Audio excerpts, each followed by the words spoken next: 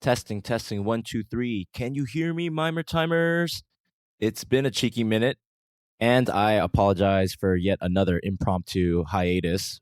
A few episodes back, I promised that I would put out an episode each week, but I failed to do that. And instead of risking breaking yet another promise and promising you that I'll bring out 4 episodes a week, I'm just going to bring it down to 2 and see how that works. Because if the definition of insanity is doing the same thing over and over again, expecting a different result, well, then maybe I should do something a little different. Maybe I just need to tune down the expected level of output and just bring it down to something that's more manageable so I don't get discouraged into not doing any episodes at all. I thought with my schedule, which is pretty flexible, that I'd be disciplined and routinely scheduled enough to make 1 episode a week happen. And I don't think that's impossible for me to maintain, but currently with all the stuff that's going on, lots of good things, thankfully, I'm going to do my best at being more consistent by putting out 2 episodes a month. So I want you to know that I'm still here. I'm still thinking about you, and I still want to make this happen. It's okay to fail. It's okay to make mistakes. In fact, you have to make mistakes and you have to have failures in order to succeed in life. In one objective way, I could look at the first half of my life and say that was a great failure, depending on how you metricize it, depending on how you look at the first 20 years of my life. The mistakes that I made, the defects in my character, the way I treated people, the way I thought about the world, the way I caused my own unhappiness.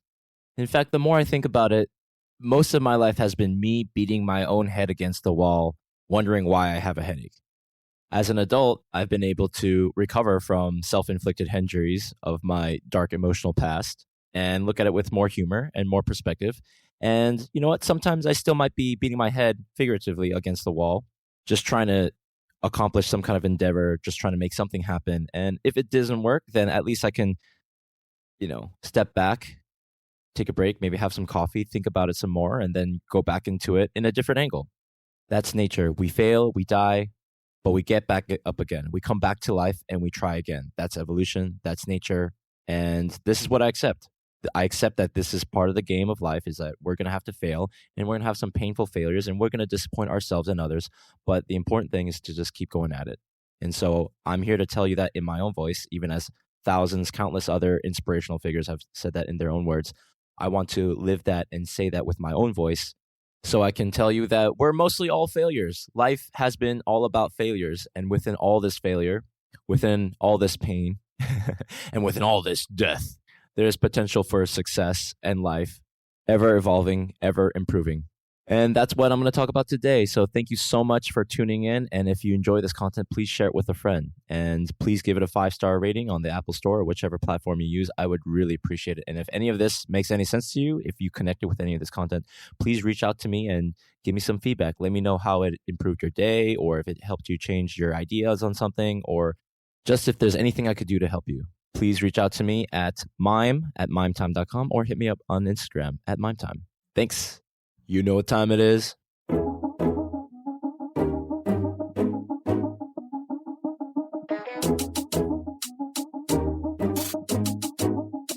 It's mime time.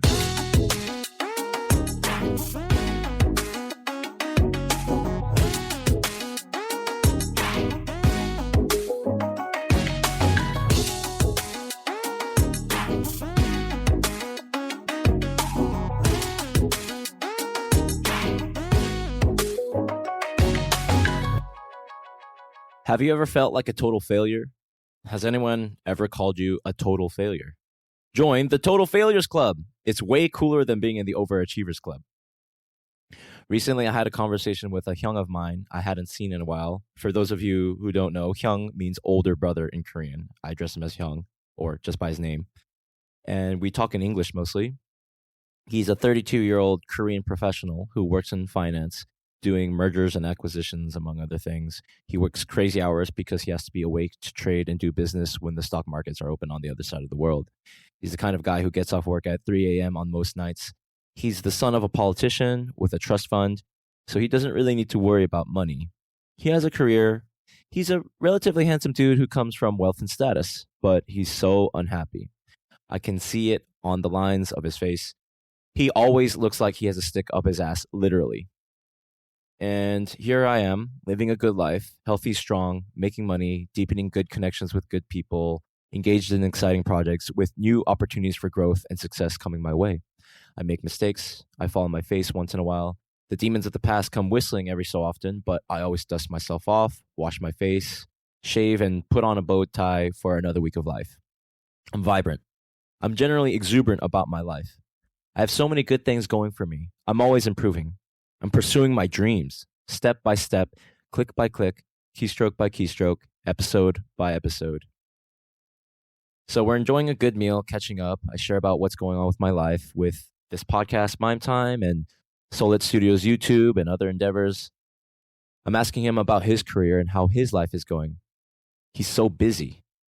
And he says, wow, Mime, it seems like you're doing what you want and living a good life and that you're pretty happy.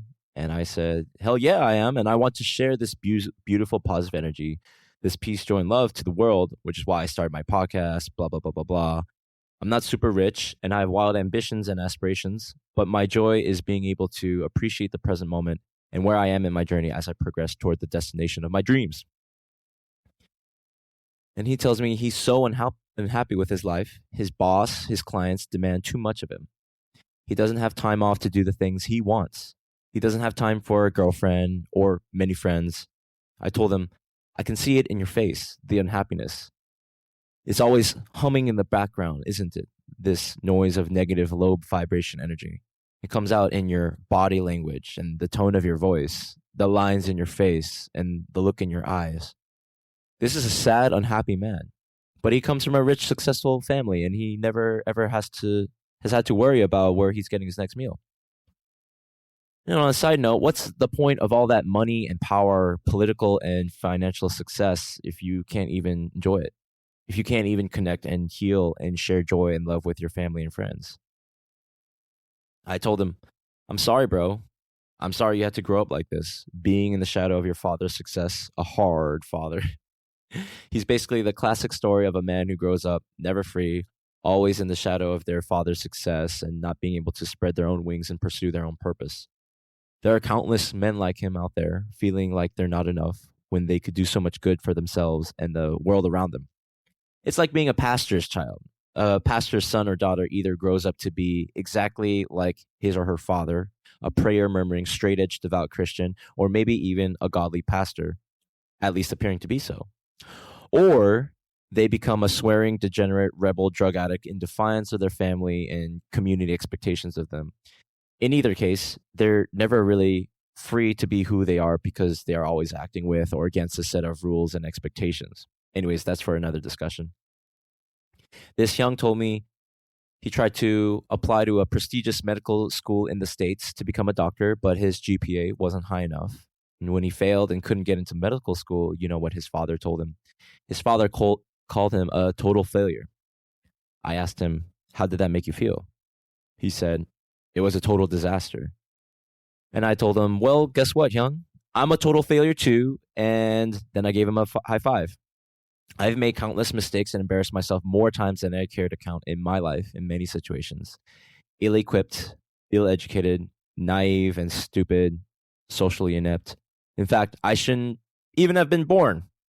To escalate it, I'm an accident. I was born 10 years after my second brother. You could say I shouldn't even be alive. But I am, and all my failures in retrospect have been opportunities for me to learn lessons so that I can do better in the future. Now I live a great life. My life is more fun, more interesting, more fascinating, more joyful and rewarding than my wildest childhood dreams. So I told my Hyung, if your father called you a total failure, that means one of two things. One, he has never ever made any significant failures in his life, and all his endeavors have been successful in execution and result. If this is the case, then fuck him, because that's not you. You're your own person. This is your own life. You have to make your own mistakes. So what if you can't reach the high standards as your father? Maybe you're just not meant to do those things or be a doctor. Maybe it just doesn't fit you. You have different gifts. And number two, he has also been a total failure, probably more than once at various points in his life. And those around him, say his own father, was also very strict, harsh, and demanding of him. So if you're a total failure, then he's probably been a total failure. That says more about his parenting than it does to you. In either case, it's nothing personal against you. It's all about him. In either case, whatever judgment or resentment he casts against you, his son, is a projection of the judgment he received from his elders growing up in this harsh cultic society. He's trying to hold you to a high standard. He's not just judging you, he's judging himself. I don't know what's deep down in his heart. I never met your father, but I bet deep down he wants you to be happy and he loves you. He's just too deeply entrenched in a lifetime of hardships and negative energy to know how to really express that or be a more loving father to you. And I think this is pretty much the case for most people in this kind of family dynamic. So I told him, bro, we're both total failures. Woohoo! I told him, you know what? Korea was a total failure. Korea is one giant, massive failure. The war left Korea in the most abject poverty and emotional pain that we are still coming to grips with to this day.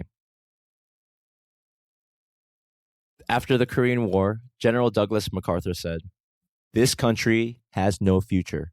This country will not be restored even after 100 years." If I were him, I would have said the same thing. I would have said, there's no hope and no future for these poor, destitute Asian weaklings who have been conquered time and time again by other tribes, by China, by Japan, by the West, by forces beyond our control. And in spite of this long history of defeat, subjugation, war, and poverty, now Korea is the 4th largest GDP in Asia, the 12th largest GDP in the world. Now it's a center of technology, information, media, entertainment, finance, and culture in Asia. And this 21st century is the Asian century. My father survived as a poor child with no education in the hardest times after the war.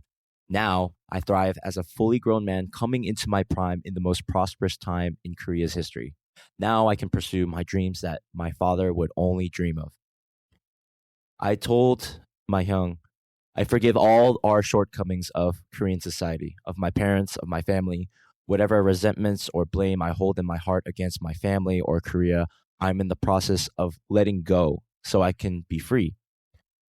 This is a glorious, shining opportunity in the history of Korea, in the history of all mankind, to heal the past and grow strong and wise to overcome new challenges and explore new horizons in all directions and spheres of human endeavors. You have to really dig down deep within yourself. The will to power, the will to live and fight for your own happiness. I told him, you have to waken the sleeping tiger, the sleeping dragon inside your heart. No one will fight for your happiness and your dreams but yourself, but you yourself. Our lives are so short, so let's understand, accept, forgive, and heal so that we may have peace, joy, and higher vibrational energy to empower all of our pursuits, whether in our careers, enterprise, commerce, art, or personal relationships, and so on. If you're a total failure, then great. There's no better time than now to be a total failure. This is literally the best time in human history to be a failure. With failure comes lessons. With lessons come wisdom. And with wisdom comes practical action. Practical action with consistent execution leads to inevitable success. And well, how do I know that? Because I haven't had my inevitable success. Well, I won't know unless I try, unless I give it my all. And if I do give it my all, then I'll make mistakes. And along the way, I'll learn all these lessons and I'll be a richer, wiser person for it. I was a failure most of my life.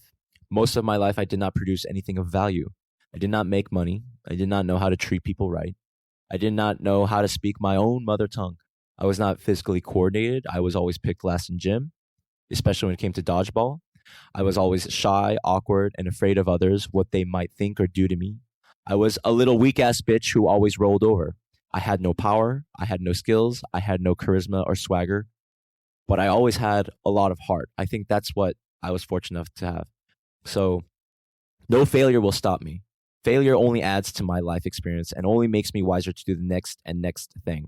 Failure is necessary in order to craft this amazing, meaningful story of growth, transformation, victory. Without struggle, there is no man or woman. Nothing can stop you but yourself. I'm all in on myself. I'm going all in on myself hard. I'm never backing down. I'm going in hard. Remember when you fail, all the greats failed before you, and now they laugh in glory. And if you choose, you can become the master of your own destiny and carve your own path in life where others gave up.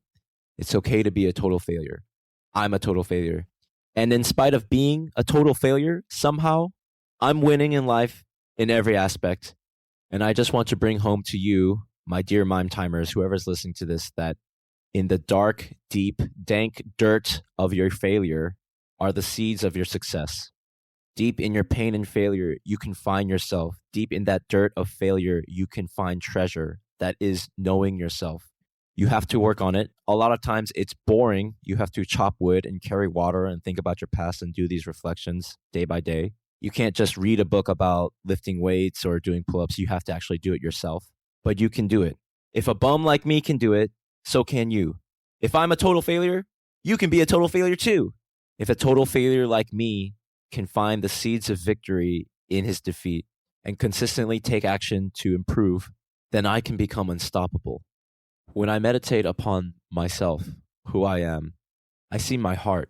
My heart is burning with life. My heart is brimming with life's energy. And if I'm still, if I just am and look at it, I see that it's glowing white hot with pure peace, joy, and love. My heart is an engine burning with pure energy, with pure love. It can travel dimensions and time and space.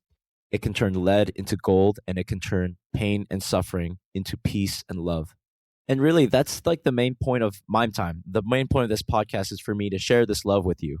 I'm so happy generally. I have my down moments. I have moments when I'm tired or maybe depressed or upset with something or someone. But generally, I'm really fucking happy and grateful to be alive. And I can only appreciate everything that's great about my life because my life used to not be so great because there were all these failures. So when you do fail, know that the greats are watching you and they're probably making fun of you. They're like, look at this guy, look at this girl. They fucked up. But they're also laughing with you because they know what it's like, because they can relate. So when you fail, you fall flat on your face, get back up, keep trying, keep taking consistent action. When something's wrong, step back, reflect, see what needs to be changed, and then try again, and then rinse and repeat. So to all you total failures out there, we collectively have unlimited potential for success, happiness, and life. You're strong, you're beautiful, you're sensitive, you're intelligent. You have everything you need in life to overcome all the obstacles to get what you want out of life. Thank you so much for listening. I hope you had a great summer in spite of all the crazy things going on in the world right now. And I'll see you in September. So until next time, Mime Time. Oh.